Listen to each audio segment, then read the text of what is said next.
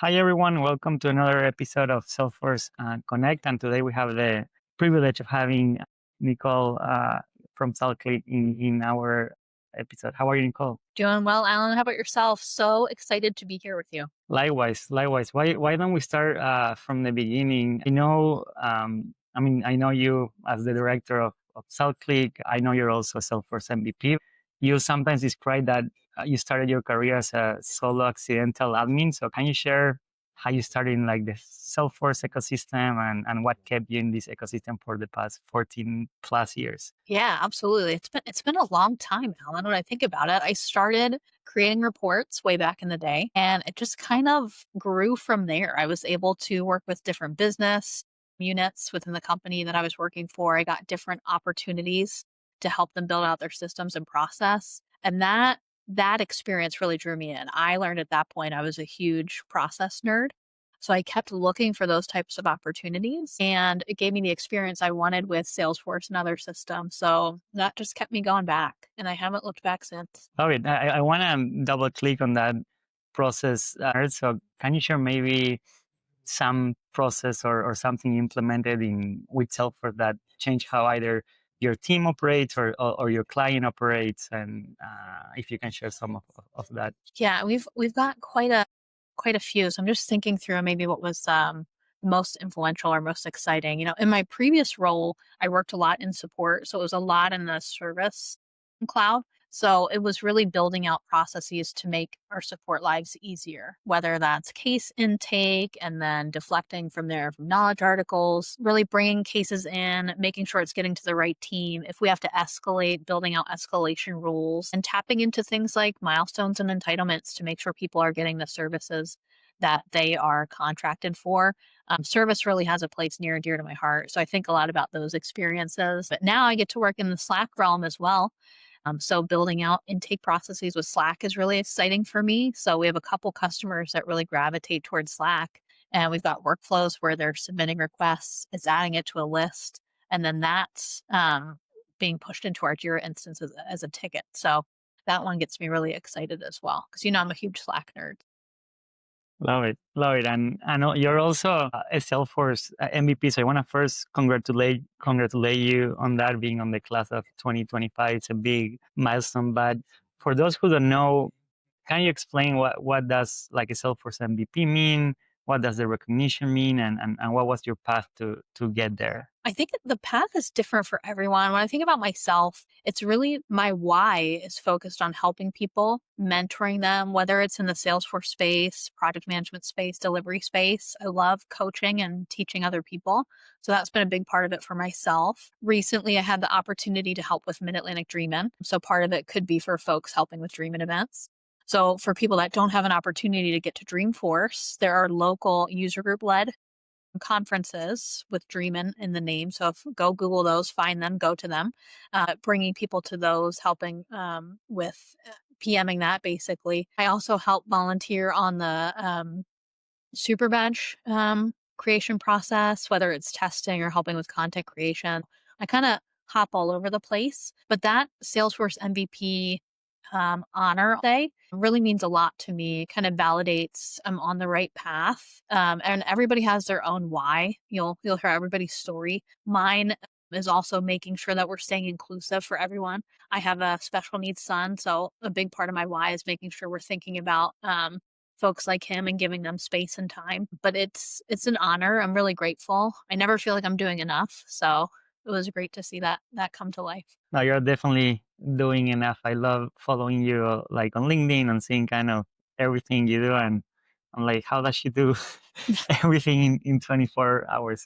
I love it. In that Salesforce MVP, are there any like special events during Dreamforce? Like, do you get to meet like Mark Benioff? Like, are there any kind of hidden or kind of MVP group that happens behind the scenes that people might not know about?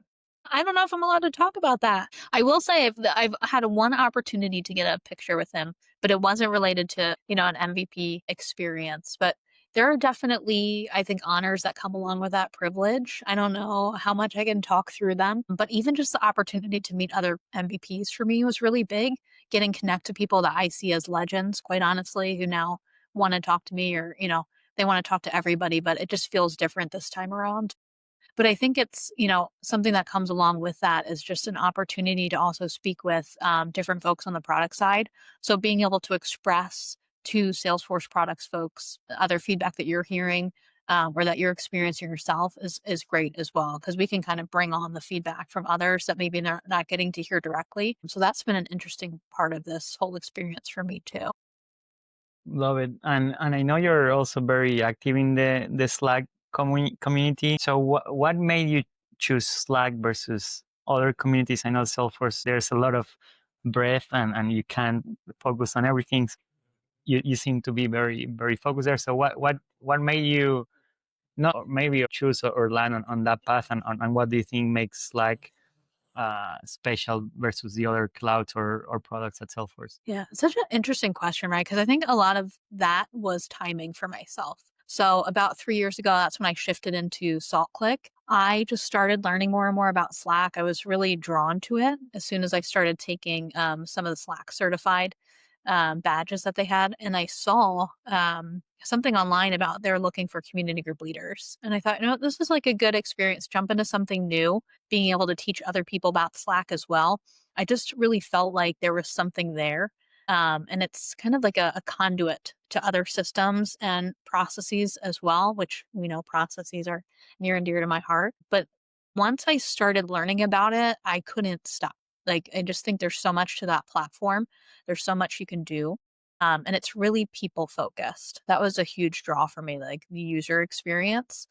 So that's kept me in it. And the teams are all over the Slack community workspace. So if I pop something into feedback, they're right there listening and they're messaging back. So I thought that was really great. It made me feel like the company and the product people, everybody, they were in it, they were using their own product. So I just like the experience and the platform so much. I just had to keep going. Love it. And how do you see that? I think now like that deep integration between Slack and Salesforce, how's that changing and and where do you see that shaping? I think many leaders see Slack as it's just a chat tool, It's a but tool. how do you get them to like buy in and really see the strategic value for solving real business problems? The buy-in, I think, is one of the big focal points right now. How do I, to your point, get a leader to see this as more? It's just like, it's not just an IM tool. It's not just a DM tool. It's really a way to get work done. And I like to look at whether it's a system or a process, where's the gap? And then how can I fill that with this tool? I don't want to jam it in there if it doesn't make sense. But for myself, when looking at, how to really position Slack, it's all about the flexibility of the tool and how many different systems it can integrate with. I think people are also naturally drawn to use it because of the user experience focus. So a big part of that conversation is adoption too. I hear about other communication platforms, they're just not as easy to navigate, can't find things as easily. If we layer on the adoption piece and the experience piece, kind of helps with the buy-in from the leadership side of things. But I think personally, you're positioning Slack in front of many other systems, such as Salesforce as well. They came out pretty strong with that this year at Dreamforce. It's being positioned in front of other systems, other tools. You can really make that your home base. So I think it's a really good opportunity for admins to get versed on the platform, start exploring it. It's going to position them for whatever is coming next because to your point, Alan, Salesforce and Slack are really unifying very tightly right now, and it's only going to become more and more so over the next 3 to 5 years.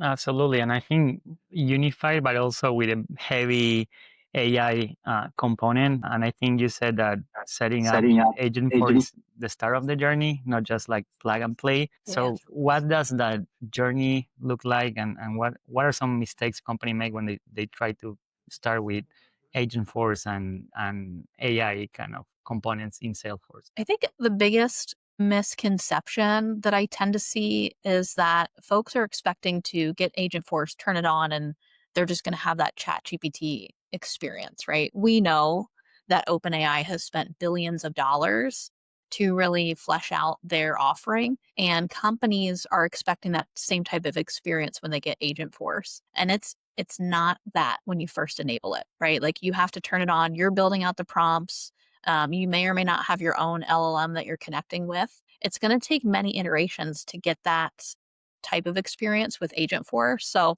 I really promote leaning on the dev orgs. They're fully embedded with Agentforce now, so you can go play around before you have to pay for it. And I think that the internal use case is really powerful right now. If people can get used to using that agent internally versus exposing it externally, they're going to get more comfortable with it. And it's a natural progression in my mind to have that agent surface in Slack.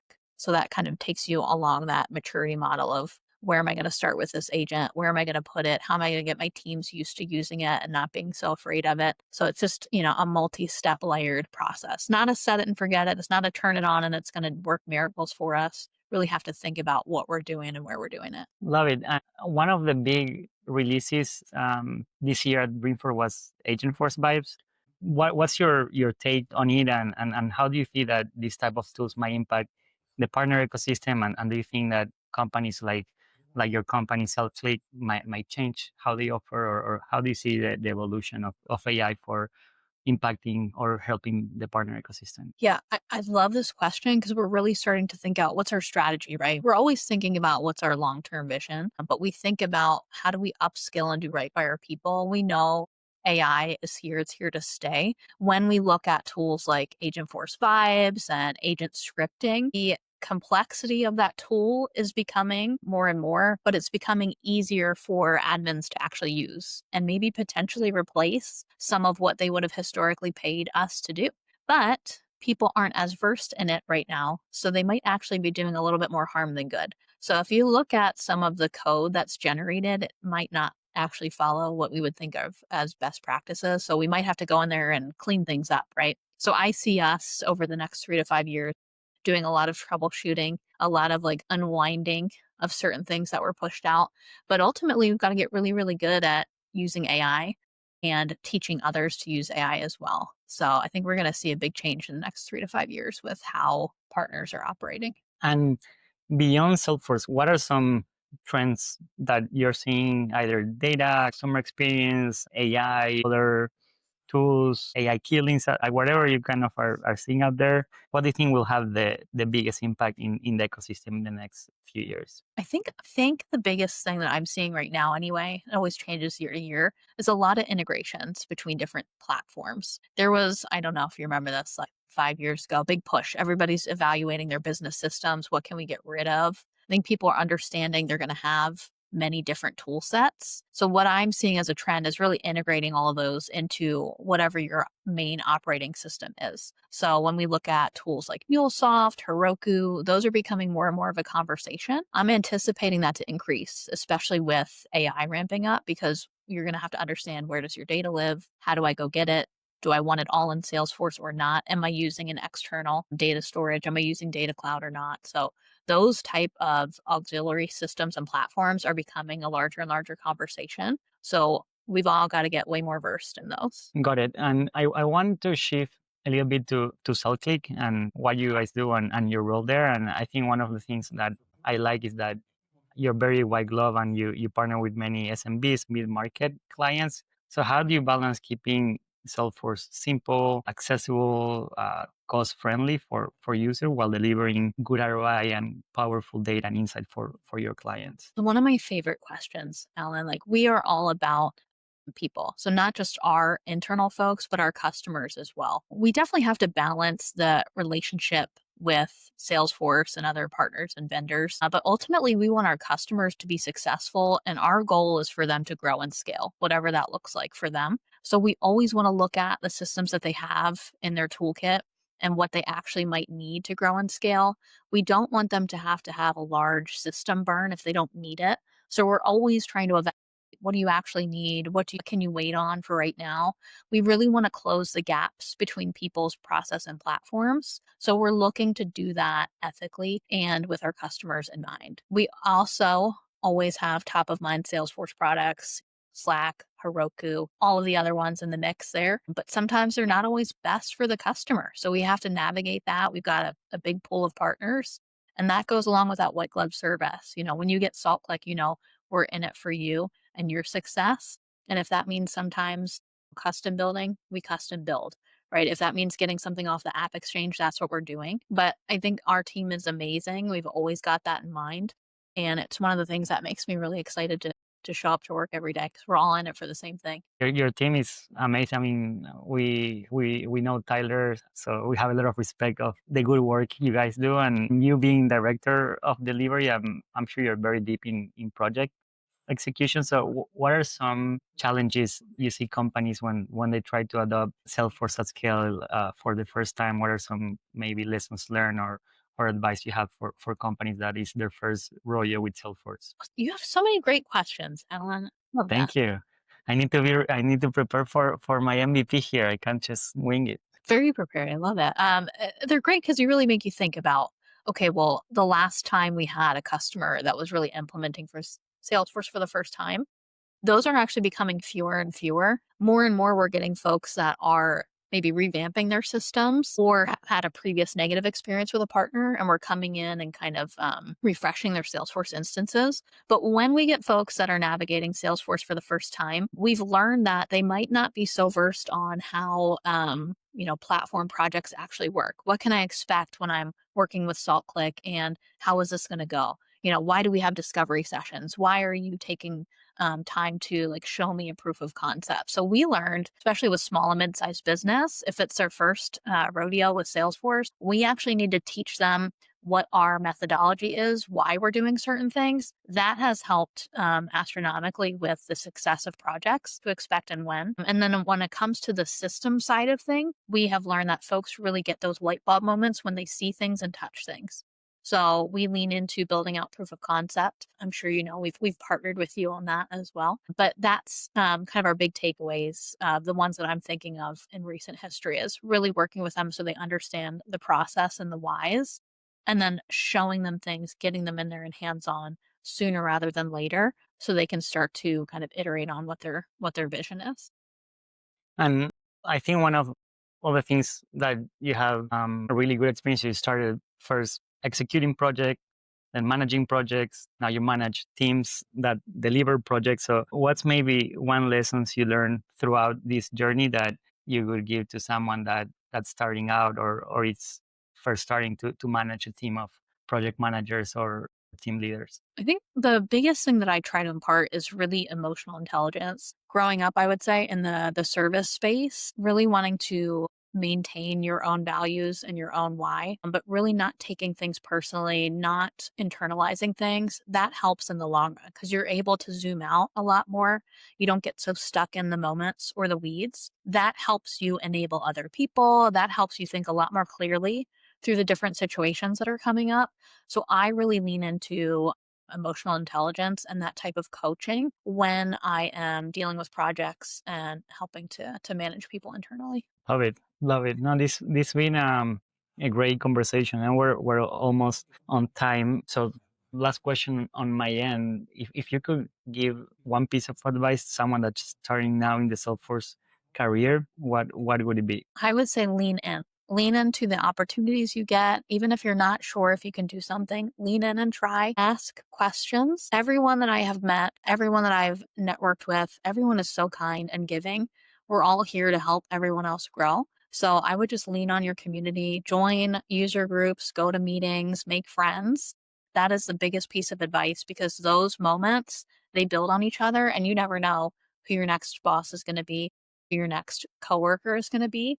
And being able to be open and honest and vulnerable is really going to help you get to whatever you want to do next. Amazing, amazing advice. This has been a great conversation, Nicole. Thank you so much for your time. If people want to get in touch with you, know more about you or SaltClick, how can they connect with you? Another great question, Ellen, and thank you for having me. You can hit me up on LinkedIn. I'm always on LinkedIn. I'm in the Slack community workspace, so you can always message me there too, or you can email me at SaltClick. I would be more than willing to help you on your next Salesforce or Slack adventure. Awesome. This was a great conversation, Nicole. Thank you so much.